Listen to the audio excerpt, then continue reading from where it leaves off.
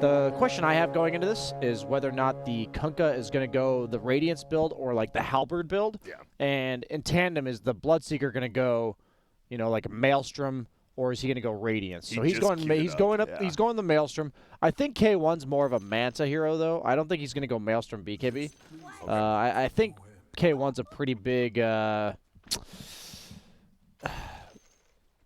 He just isn't a fan of the BKB item. I think he always goes for these luxury survivability items that also increase your farm rate, such as the Manta over the BKB.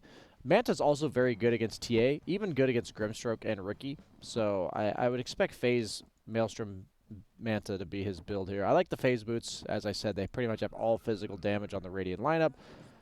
I like this Buckler first on the Tiny, by the way. Okay, I think we saw him do this yesterday as well. Yeah, it's a very, I guess if he did it yesterday, it's a bit different, but I like it against this Riki lane because Riki hits pretty hard for if you have 0 armor. And Puck also has 0 armor. I guess 1 with the stat items, but. So, we're going to see, and then it is, as they talked about, that Theo Lacour Void Spirit. Honestly, I believe he was the first person I saw doing it in pubs, which, you know, big shout out. Everyone wants to be the first guy to, like, I'm going to make this hero look good. He was really the first guy, like, at day one, I was like, damn, I thought this was a core hero, but turns out maybe it doesn't have to be. But they said that lane, it is going to be a Centaur Void Spirit lane. BSJ, is that going to be a pretty bad lane? I think Snapfire is pretty good against that. Yeah. The point blank scatter blast does a lot of damage, and I think it is, like the panel said, going to boil down a lot to how much pressure they're applying bottom. I think Riki's a pretty stable carry though. High base HP regen, has 4.9 HP regen. Yeah. Level 1. I thought he might take tree. I was going to say, do you take tree when you have this Buckler build? It just helps you harass and trade and CS. So you're not really looking to kill if you have a Buckler. If you have boots, you know, you're looking to get in position to get those tosses off. But if you have Buckler, you're just looking to hit them. And a lot of back and forth already. I think they're content with this when you have a Bloodseeker carry, except for when you're dying. Okay, that was a bit overextended there. The Bloodseeker does have his Thirst passive level 1. So they're on the same page in what they're trying to do with this lineup. But obviously just being a little too aggressive there. Yeah, and we saw even Costa Bila, he got 2 of the last hits under the tower, so he's not even that worried. And now you got this big old wave coming, so at least, you know, Whisper, Schofield, they're back for the experience. Yeah, this is exactly what NoPing needs to get the start they want. I think Costa Bila would be a Diffusal Battle Fury type of player on the Riki. I think it was 23 Savage who did that originally. Yeah, I believe so.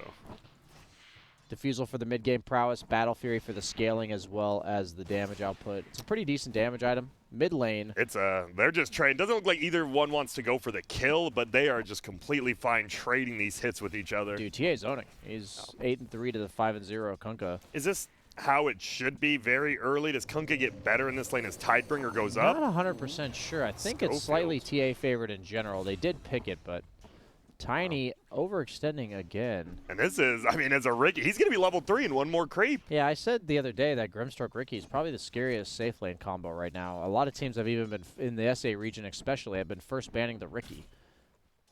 Seeing Whisper get gone on again bottom, has to orb away. And meanwhile, top, a 2-man Cookie does stun them up, but nothing's going to come of it. They might actually turn on him here. They're going to. The Scatter Blast there to slow him down. They're just trying to trade right clicks, but a good block there from the Snapfire. Meanwhile, Whisper goes down, and you said this was a good lane, BSJ, maybe one of the best. Is it this good? Yeah, how do you position against it? I was talking about it yesterday. You get Inkswalled on Riki, you blink on him. Any hero in the game usually has like 1 mobility spell to disengage. Then he just blinks on you again, and it's like, oh. Cookie going up top again, but they're just harassing. At this point, you don't even really want the kills, right? You just want to be able to build up this thirst and stop the other person from farming. But when it's a Centaur, that's a pretty big body to stop from farming. Yeah, I underestimated how good all of these lanes would go for NoPing. I thought they would win the laning stage, but so far, hard like winning. bottom. Okay, look at Puck. Yeah, 3 CS. Yikes. That's what I got to say about that.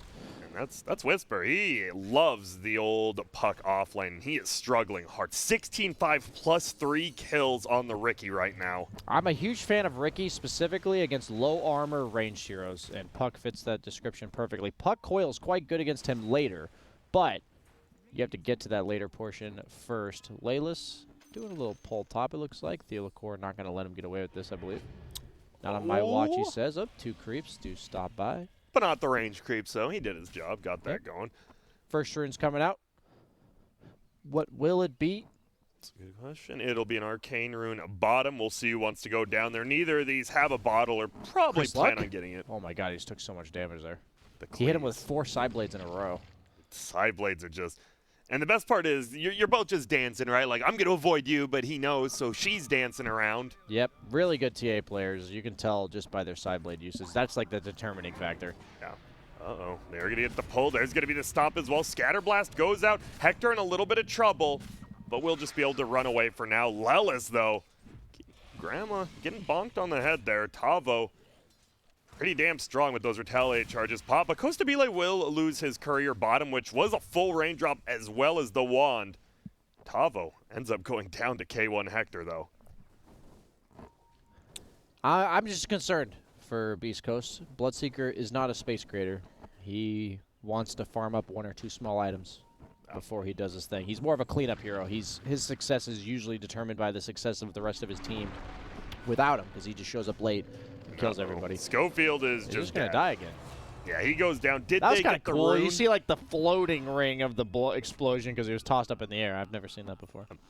But the runes, decent for Beastcoast because Lelis, he's suiciding now, by the way. He just ran. He just went and got, after they got that kill, he's like, all right, I'll just get the free bounty runes. So nice job of Beastcoast there, but there's still bleeding kills in this bottom lane. Puck is level 3, while Riki is level 5. And against Riki specifically, this hero doesn't want to rotate as a carry. He just wants to control his lane and just occupy it. And it does not get easier for him. They're going to try to do a little bit of damage to him. He does have 8 stick charges and a Fairy Fire, so he should be fine.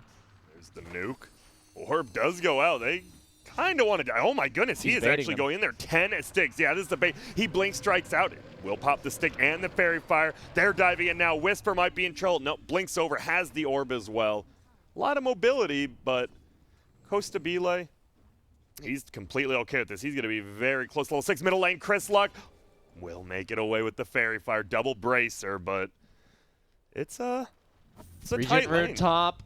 Ooh. TA's going to deny it to him. That's actually big for TA as well. No mana. Yeah, and a little HP, man. So Chris Luck, he just brought out salves. He's like, man, more? Ugh. Surprised he didn't TP back to base, honestly. At when he axed. Yeah. Well, the one lane, yeah. It's weird to say the least amount of action probably in this top lane, but they are still just battling back and forth, just trading hits. And the levels looking pretty good. 2 level 4s and level 5, level 3, so Lelis playing a little more hard support. Riki feels so good in these types of games, man. Just going to be allowed to control the bottom lane as long as he wants. Getting the boat, I think, just to clear the wave. I don't think this has any intent of action. No, they toss him back in. We got 2 of them. There's going to be the stun, but they're both level 4. Chris Luck's level 6. He might turn. This is, oh my goodness, no way. 40R is about to pop off, and he has a trap down as well. Void Spirits there. Chris Luck in a lot of trouble. The cookie comes forward. Do we have Scatterblast? He's already used it. There's the Torn. It is dodged. Chris Luck stays alive. Theo stays alive. This does mean the Bloodseeker is a lot of damage, but he's not doing much, and wow, that was pretty much a 3v1 from the TA under the Dire Tower. I was a bit surprised when I said he's not going to go for the kill. That's why. It didn't really make sense, but Beastcoast, they're definitely the type of team to do this. This is why Hector is always able to farm so much, because his team just runs around making maniacal plays. Yeah. And sometimes it works out for them when they are this far behind and they just go for a crazy one you don't expect. This time around, though, that TA just too high level, too farmed. And most notably, as you said, the Puck and the Tiny are just so under-farmed and under-leveled.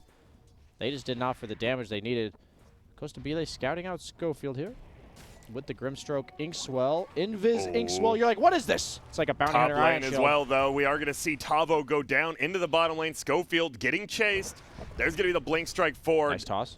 40R here as well, and they will just be able to get the kill.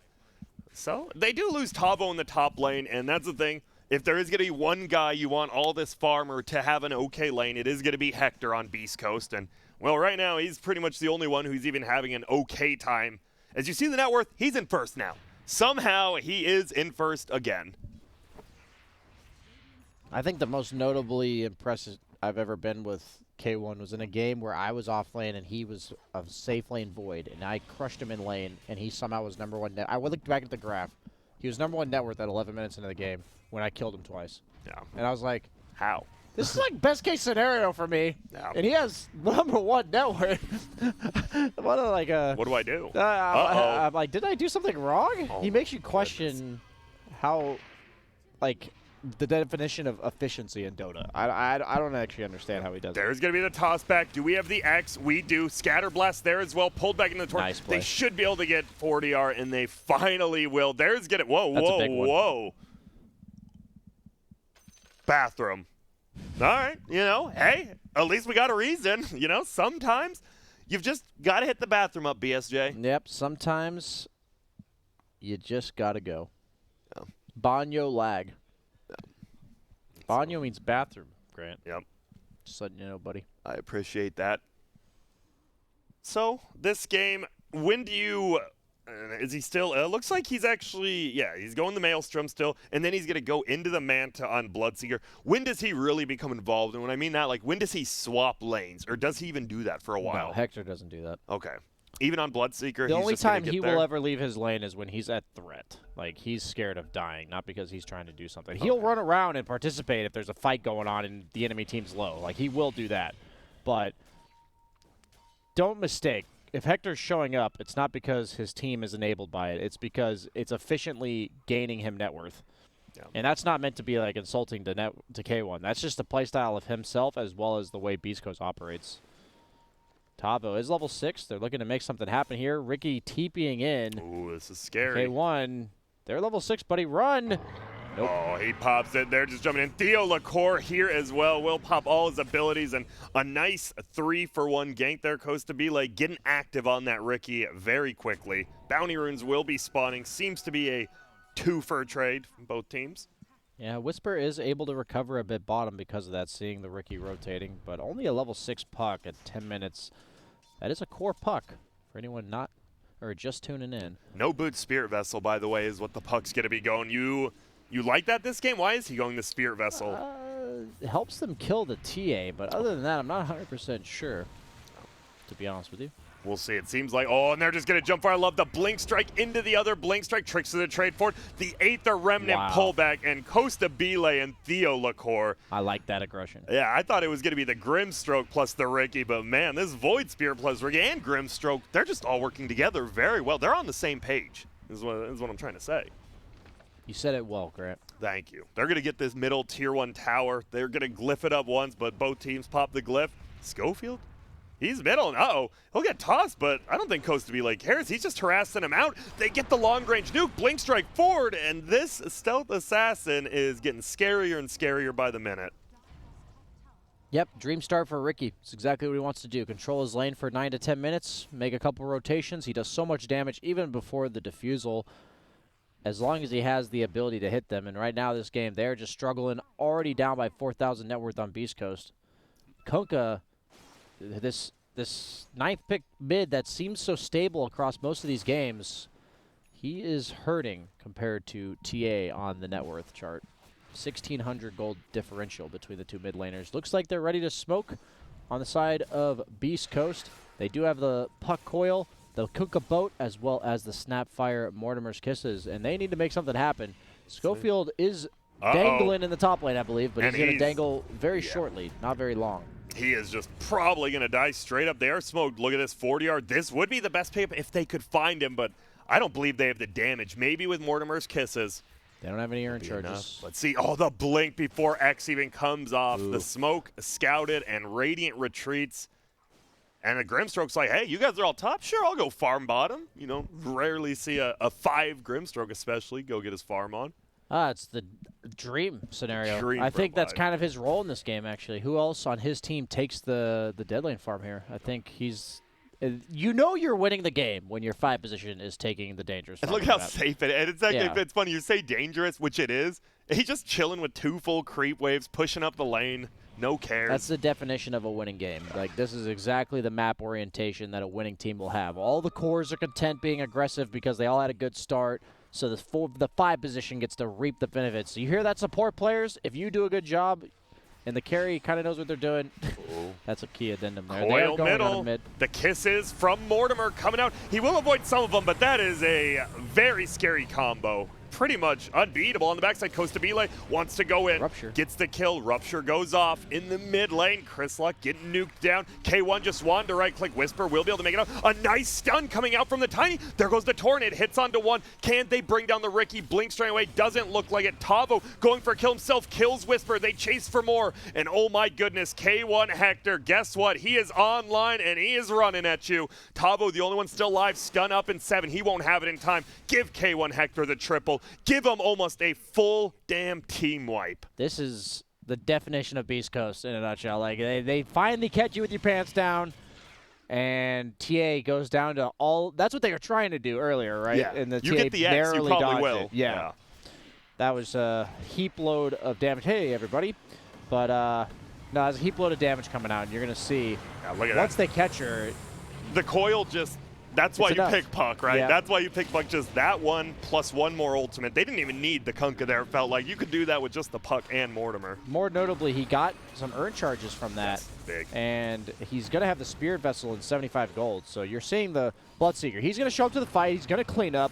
All the abilities on the Radiant side have been used. So he's not at threat at all. And he's just going to run around hitting you. That's exactly how K1 plays. Exactly how Beastcoast utilizes the Bloodseeker. They're definitely one of the most notable Bloodseeker utilizers in the entire world. I think out of all the teams in the I last watch, year especially. Yeah, they I'd say Bloodseeker's their 2nd or 3rd highest priority carry under Wraith King and maybe one more. Yeah, it's one of the. I remember that was the whole thing. It was during TI, right? It's all the strength heroes are banned. What are we gonna do? And then he just pulls out the Bloodseeker, and you're like, oh, that's what he's gonna do. Yep. And we do see the definite trouble here for Schofield. Pretty sure he's just dead over in the jungle, especially with the defusal picked up from the Ricky. Probably going to secure level 11 off this as well. This Manta for the Bloodseeker is huge. This game specifically, they really only have slows and walk at you type of stuns on NoPing. And if he gets that Manta to remove the TA traps, the defusal blade, maybe even the Centaur Stampede slow, that reset will make him so much more survivable on Bloodseeker, making him virtually never the target to go on. And if that's the case, I think that bodes pretty well for Beastcoast. Surprisingly, have brought this game back. This happens so often with Beastcoast, though. When I say surprisingly, even the first series, you have to at some point stop being surprised. You know, you see Beastcoast, at some point it ceases to seem like a fluke. Yep, they're just one of the best. It feels like the mid-game team fights. And it's not even just how they team fight; it's when they do it. They just always have the idea, and they know Hector just. That was the first team fight he showed up for. What happens? 4-0 is perfect. And they do end up getting that kill. So the Ricky does bring him back to a 2K lead instead of a 1K.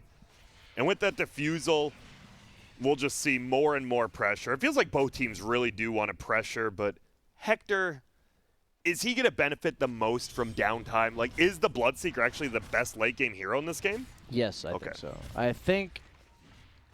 Okay, so Ricky is going just straight BKB. To be honest with you, I'm not a fan of this because he still dies to Rupture, and the way like K1 is so good at just outscaling you and pick and choosing his fights like we talked about.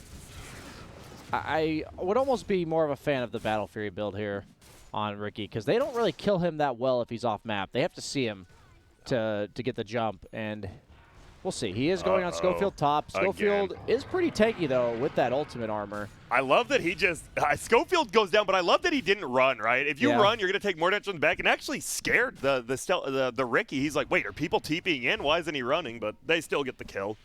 Yeah, they're going to maybe look to Roche really soon on NoPing. Yep, you don't even... He does go the Blink first. Are you surprised by the Blink, or is it just because they want to be active? With No, the Blink first is very necessary because there's so many things that they can just get him with, and he's dead. The coil, the X... You saw in the jungle, he narrowly escaped that one time. That's enough of a validation to buy the blink. Just get it early, yeah. And, well, Nethershall, a lot of neutral items coming up right there. We saw Net as well, so, you know, some more catch for the Radiant side. But a 2K lead for NoPing. Whisper, stop taking his farm. Whisper's like, nah, that's mine. Still no boots. Is this going to be... When are we getting boots on the puck, BSJ? Do we got a time? 4-staff, then Yules, then boots. Okay. So what are you thinking, 30, 32 minutes? 28 minutes. 28 minutes, all right. We'll see. Obviously, a quick hero. 317 move speed, not bad with no boots. That's pretty decent, actually. Ooh, and a dragon Wait, skill. how does he have that move speed? Oh, the Windlace from Spirit Vessel. I was confused for a second. I was like, puck is definitely below 300. But yeah, the little extra from the Windlace and Spirit Vessel, like you said, helping out. But top lane, pretty much taken over here. NoPing. They're not finding anyone. Meanwhile, Hector is farming the bottom jungle. Chris Luck is pushing out middle, but uh-oh.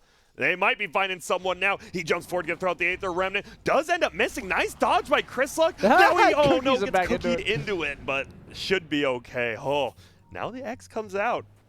Well, Ricky went bottom to try to get the Bloodseeker, and he's TPing to show up to this fight. Silence is there. Resonant Pulse is up, but he's still silenced. Just going to jump back uphill, and here comes Hector. Just throws out the Rupture. There's no way he gets out, and he won't. Close. But no cigar. Chris Luck pops to dust. No Ricky around, though, yet. Silence goes out, so he can't get the X, and they will run away. So a pretty good disengage there from NoPing, only losing one, but they will lose their tower as well, it seems. TA, 100 gold off the Deso. And is that where you look for a fight, you win that fight, you go to Roche kind of thing? Kind of need a BKB too, right? You kind of want to threaten the Roche. I don't think you can ever just walk in and do it because you have Mortimer's Kisses, Boat, Coil. We saw already what happens to him if he doesn't have a BKB. It doesn't really matter how much damage he's hitting for. If that combo's hitting him, he's not hitting anybody. And this Bloodseeker already. He's looking for the X bottom. Oh, blinks away. I think he would have gotten some TPs in if he had managed to get that X off. When does Hector, he's already feeling like this guy. He has a full Manta Maelstrom. He's going BKB into Basher, Look at the pretty net worths, standard. Man. Like, they were losing by 4,000 net worth at 12 minutes into the game or something like that. In a game, in most situations, most teams would struggle to find farm on the map. And you just see Hector, #1 net worth. They are going to walk into the Roche pit. Let's see how quick they can actually do it. No scans, good sentry wards from the Radiant to make sure Dire has no vision. And they don't have a scan up, so they can't even scan this is going on. They have to know something's happening, but top lane's fully pushed in. This is going to be a free Roche, I think. BSG, maybe not. They're sitting around. No, it is. Yep. Wow. You can't ever willingly fight them, but if you control the area, TA is very good at that. The traps are incredibly difficult to fight into when you don't have any BKBs. You're scared of the Ricky damage. He's going for a BKB as mentioned. And Centaur full pipe. They're pretty tanky, pretty hard to bring down on NoPing. Aegis is pretty important because Beastcoast has one volley of just, you know, screw this one guy. Yeah, Coil into Mortimer. You're dying. Yeah, You're dying. so that Aegis, hard to bring him down a second time. Both teams, though, in a standoff here. Yeah, I mean, you look at the heroes and you're like, yeah, most teams want to fight. Obviously, Hector on the Bloodseeker doesn't mind farming, but he's still a Bloodseeker, and Bloodseekers want to fight. The scan from Radiant does connect onto that Tier 1 tower. They know at least one person, if not more, is sitting under it. I think this might be a bit over-eager from NoPing to go for this Tier 1. I think waiting for the BKBs is definitely better. So we'll see what ends up happening here. Looks like they agree with you unless they're running around to smoke somewhere else, but pretty funny. Both teams content not farming and just making sure that Tier 1 tower stays safe on Beastcoast. Usually on Radiant, you farm the top 2 lanes. You treat the bottom as a dead lane, and then once you feel strong enough to fight them, you migrate to the bottom half of the map after taking Roche. So usually it's the tandem of taking Roche and then hitting your item timings that leads you to going to bottom. So just a bit of inefficiency, I think, coming out from NoPing there. Basically, you have map control, you have Aegis, you're winning, and both teams are effectively farming nothing. Yeah. Because you're sitting there posturing. So a bit of inefficiency there from NoPing. Getting ahead of themselves a bit, but they did make the correct disciplined call to back off, which I think is good. Don't fully Better late than never, yeah, right? Exactly. Just because you're there doesn't mean you have to just say, well, I guess we're here, guys, and fight them. Okay, bottom of Pasa. That doesn't look like it. It's just Chris Luck for now. And he's just going to clear out the waves. We see it's both teams just want to make sure lanes are pushed in their favor, and no one's really overextending at all at this point. Puck has given up on the four-staff dream and has queued up an Ags. Okay. He sees all that. He just saw like 3 people on Raiden have just ogre axes. He's like, they're probably going BKB. We probably need this because Tiny doesn't deal with BKBs, Snapfire doesn't deal with BKBs, Kunkka doesn't deal with BKBs. I guess Rupture on one target deals with BKBs, but that's about it. You need this lockdown, and Yeah, it is a very something. good agony. It's not like it's a bad pickup ever. He just has to be fearful of his positioning because without the four staff or Yules or anything, that Ricky Cloud pretty much spells death for him here. Middle lane, they're pinging Schofield. A lot of action in the early game, but the last 3 to 4 minutes after that Roche. And who does this favor? Nothing happening. It's Beastcoast, right? You're just kind of waiting out the Aegis while Hector is still keeping the farm a little bit ahead of TA. Yeah, I don't think it's clear-cut who favors just because both teams have 2 cores going for BKBs, and neither of them have them yet. Yeah. So it might just be if one team somehow gets those 2 BKBs, like, what, even a half minute before take a fight? Yeah, that's the crucial thing that may swing the balance of this game. Yeah, I don't think I've ever seen 4 heroes be about to, be poised to get a BKB at the same time. Bloodseeker's getting his, Kunkka's 900 off, TA's 300 off, and Ricky's there. So all these BKBs are going to come out within a minute or 2 of each other. And then we're going to have nothing for 5 minutes, and then just a straight-up probably 5-on-5 fight incoming here. Yeah, because both teams are hitting their timings about the same time. Oh, but it does feel like NoPing with that Ricky BKB. They might be hitting it a little bit earlier. There's going to be the jump forward. They look for Schofield. It's a nice 2-man coil. Mortimer's kisses. They were ready for this. The boat's coming. It hits onto 2 of them. They chain together. Buyback from Foskield. He can TP in. Tavo goes down. Lelis on the backside dying to Costa Belay. So much damage from this Ricky. Does X him back in, but tricks of the trade will jump him out. Rupture's already been used. Another Torrent hits Blood right there. He has the BKB. He still hasn't popped it yet. He doesn't want to be forced to use it, and he's not. But another Dust goes out, stun dodge, and they might go back in. The Blink Strike, that's a dieback from Schofield. The overextension, but a nice Torrent from Chris Luck to get the rest of them out of there. And we were right. It was just a straight 5-on-5, but now Chris Luck might be in trouble. Dodges the Aether Remnant. Ooh. And 40R will get axed, but seems to be the end of the engagement. And that look, oh wait, Hector just pops BKB. He's like, I'm in no trouble. I'm just taking a few hits. That's a 10-second BKB. Yeah, it is. And oh, they're jumping in. They have the Centaur Stampede. Whisper somehow makes it out of that cloud barely and will survive. They get an Aether Remnant on Chris Luck, who Silence has to run back. Meanwhile, Lelis goes down again. So both supports, the only people who died on Beastcoast were both supports twice. Feels bad for them. Yeah, indeed. Look at those net worths. Bottom of the barrel. Yeah, they really are. That way tiny down. Blink's coming tomorrow, boys. He'll still be farming. And you see, right, we talked about how the Grimstroke just got a farm bottom. All of a sudden, you just have a straight-up Glimmer Cape. Oh, those support items can make or break the game. Especially in a game like this, you see BKB item time a little bit slower, and that's because it felt like everyone's just running around as 5 right now, like, yo, we can't be the one team who loses a core. Because neither team still has lost a core now, but it feels like if a core dies, the other team's just going to try to run over you, and they are. They're jumping in the mid lane. Chris, will he be the first one down? A nice quill. BKB popped up by Costa Belay. There's going to be the boat, so a lot of damage mitigation, but it's not enough. Whisper goes down. Chris Luck still with the rum on him. Is it enough? It is. He runs away. Costa Belay gets the Aether Remnant, but Hector, he's running in now. ADR's in a lot of trouble. There is no Aegis there. Hector gets the kill. They chase for more. Schofield, he has the stun toss up. Ooh. He has Tranquil Boots. Aether Lens pulls him in. Nice blink away from Centaur there. He got X'd and torrented, and Bloodseeker Blood Righted barely blinked before all the abilities went off.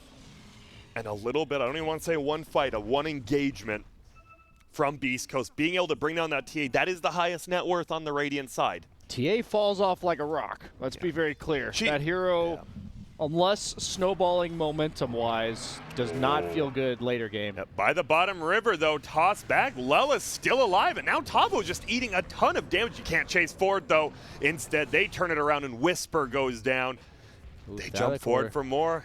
Theo, we see it. The premier 4 position Voidsword. He gets stun toss comboed. silenced up as well, but a perfect double stun from Tavo, and Theo knows he's gonna die. He just wants to continue to fight. The torrent hits. Smokescreen on the ground as well. Tricks of the trade go out. They want to chase down this Grimstroke. Glimmer Cape is on cooldown, and Hector is just going beast mode on him right now. They pull him back. Tavo triple kill on him. Hector is just going insane. Chris Luck's had some sick torrents this game, I will say. I think I've seen more 3 or 4 man torrents this game than I've recalled in the recent past. That's pretty crazy right there. K1 was getting gone on underneath a Ricky Cloud. Yep. You see it right here, just the initiation. Lelis looks to be dead, but a nice cookie Antos out. He still ends up dying, but it just sets up Hector to have a good time since everyone's focused using all their abilities. Whisper went down as well. Whisper's having a rough one. Here. Yeah, so hard to play puck. He wants his Ags to increase his effectiveness, but without Yules or Force, he kind of just dies, which is rough. And here's the torrent. Boom, man. That 3-man almost torrent. 4, too. Yeah, the Grimstroke almost walked into it. It got everyone that mattered. Yeah. Oh, man, and an orb of destruction now. But they jump forward. We are back. And you know what? Chris Luck no mana to halberd. Died. Wow. So Chris Luck ends up going down right there, and that's a pretty big kill because it felt like Beastcoast kind of just won a fight, and then you lose your second most important core in the Kunkka. Tiny? He's down. Centaur pops the oldie. They are going to run you down. Schofield is going for the Malk Award, guys. Yeah. 0-13 and 9. Wait, really? On the Tiny. He's going for it. I'm honestly rooting for Beastcoast to win just because of that. I want to see him go 0-20 and win. We'll see, because, I mean... I hope he never gets a blink, because he'll probably combo somebody, right, and kill him. I mean... You know what I mean? He'll probably kill somebody if he gets a blink. And that might. I mean, the Grimstroke is at 1.4k HP already. It's true. It's tough to combo someone on this team. Radiant ends up scanning it, spots out that someone was up there. It was just Lelis, though. And now he's positioned in the tree, really so good he knew someone was up. Yeah, nice job. Schofield, I'm pulling for you in all the wrong ways, buddy, so just know that if you're listening, which you should never be. Bloodseeker, almost level 20, going for that. That's the class A, right? Hector, he was the Silver Edge guy, especially on Wraith Game. People are like, why is he going Shadow Blade? Why is he going Silver Edge? There's no one to break, and he just likes the item, the mobility, and the kill potential, I assume. It's also a very good damage and stat item. If you look at the overall stats on it, it's like 45 attack speed, 50 damage. Yeah. And 300 health. Roche just goes down again, the Aether Remnant. The fact you can just put an Aether Remnant on the hill, I never realized how good it actually is. It just covers like one full It's like opening. an Arc Warden spirit thing for scouting that also stuns you, you know? It's good. Oh, Torrent actually does hit on. Breaks the refresh refrection. here. Adriano's like, what? What the hell happened? Just goes back to farming. They're going to think there's a ward there. Yeah. But that was just a... oh, no, he does have the ward. They do get rid of it. That Torrent cost them a ward. 214 gold, yeah. Oh, they want to go for it. Theo LaCour jumps away, takes a lot of damage. He's on the high ground. Will he go down? That's a 5-second TP. You're not getting out. He tries to just dodge some abilities on the backside. They're looking for Chris Luck, who pops his BKB, so he'll be completely okay. K1 Hector going to town on Theo LaCour. Now he's going to town on the Grimstroke. 40 yards like, yo, I'm trying to help, but he heals up a little bit from getting that kill. 40 yards still right claim. Hector will go down through this BKB. Big damage from the TA. And now, if that young man is dead on Bloodseeker, you have to get the hell out, because he is everything to your team. Mortimer's Kiss is coming in, but the Blink Strike forward. They get one more. Lelis, Ghost Scepters, can he make it? Nope, already. There's the stun. Torrent hits 2, won't matter. NoPing Esports, they clean up after it looked like Hector was about to run roughshod over him. Okay, let me just say that killing the Void Spirit on the hill might have not been the best option for Bloodseeker. Leaving him alive probably would have won or made him more impactful in the fight. He lost all the movement speed and then instantly died, because the TA just catches up to him at that point. And go ahead. I just said he committed so much for him, just time investment. They're just going to siege down this middle tower. The TA Ricky looking great. Tiny's officially in the double-double territory. He was 0-12 and 9, but now he's 0-14 and 10. Oh, and there you go. My God, Puck Whisper. Is quite the liability this game, and I think as an offlaner, your one role is to not be that when it comes to the draft and lane setup, and so far that's what we're getting. Oh no, and they get 2 of them trapped together. Costa B-Lay just running. There's going to be 1 BKB pop, but Schofield, he's going to go down again. Leave the poor man alone. Now they want to disengage. It looks like they might be able to. Chris Luck, he has enough mana for 1x. No tort. Oh, okay, they're taking what they can get. They said more get you, but they go back in. They know there's no BKB on Chris Luck. He'll go down instantly. Aether Remnant on the ground. He has to BKB it off. Do they have anything to stop him? No Basher yet on Ricky. Actually goes the SNY. They're still chasing though. He pops his BKB so he won't get silenced. There's going to be a buyback from both of them. Schofield as well as Chris Luck. Goes to Belay backing off. You got to be careful though. BKB running low. Theo. Oh, the toss to get the X. But that's a pretty tough kill. That's a lot of mobility. Exactly. Yeah, they're moving in. There will be a Halberd, so the TA can't do too much damage. Has a Daedalus, has an Aegis as well. Hector just has to run away. A nice coil. They'll get one. No, the stomp. They haven't even got the Aegis, and they kill him before that. He won't be able to heal up. ADR and Tavo doing so much work. We might be seeing the G's dropped here. And they're gonna go for the last kill. They might go for tier 4s. I think they could. 40 yards like, yo, guys, let's win the game. And they do. What a crispy, clean performance from NoPing. Wow. Absolute dominance in this game. 39-17. And they